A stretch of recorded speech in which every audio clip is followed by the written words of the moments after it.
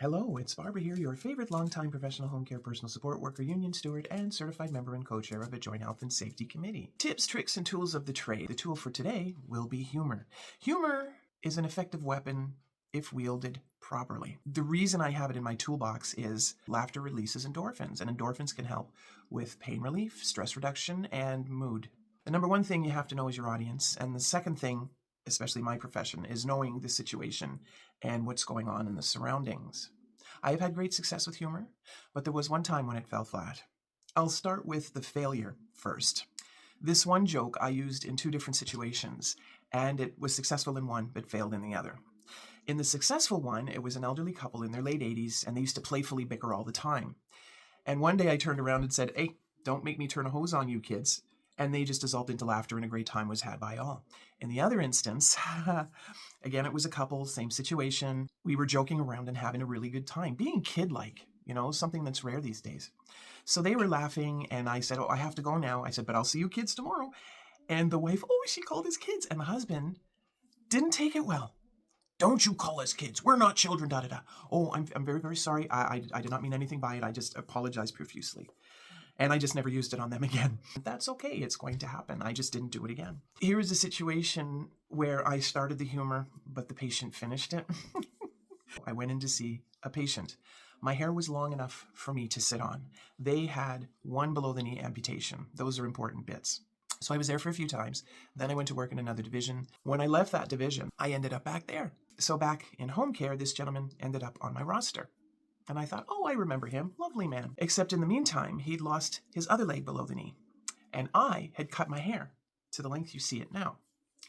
I went in and he looked at me and asked, "Don't I recognize you maybe from before?" And I said, "Yes, I was here over a year ago, except since then I've lost 3 feet of hair." And he looked at me and he said, "Since you were last here, I lost 3 feet of foot." So, anyway, gosh, we laughed. But to close off, I have a running joke I use all the time with people who have hearing aids. Many times they can't put them in themselves. They don't have the dexterity, so I must do it for them. So as I'm placing it in, I can see the placement, how it should be, but I can't feel what it feels like to see if it sits right or not. So I'll say, "Okay, you may want to adjust that." So they'll adjust it and they'll say, "I think that's okay." So then I will hold up my hand and say, "How many fingers am I holding up?" They'll answer 3. "You can hear me just fine." And then laughter. Well, I have a private pay, and there are multiple health issues there. And when you have people who have multiple issues, especially when there's a lot of pain involved, there will be times when they are not in the best of humors. And this particular morning was one of those mornings.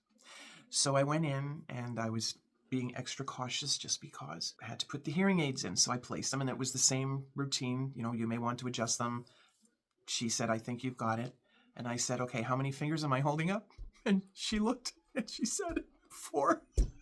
And I just was taken aback for a minute, and then I just started laughing so hard, and she cracked a smile. She cracked a smile, and that was worth it. Oh, but she was in a better mood after that. Unfortunately, there's been a downturn. I don't know if I'll see them again, but I'll always have that memory, So if wielded properly, the weapon of humor can reduce pain, reduce stress, and flip a mood around. That is it for now. I would like you all to stay healthy, stay safe, don't become complacent, vaccinate if you can, keep with the precautions because this is the sick season, and I'll see you on the flip side.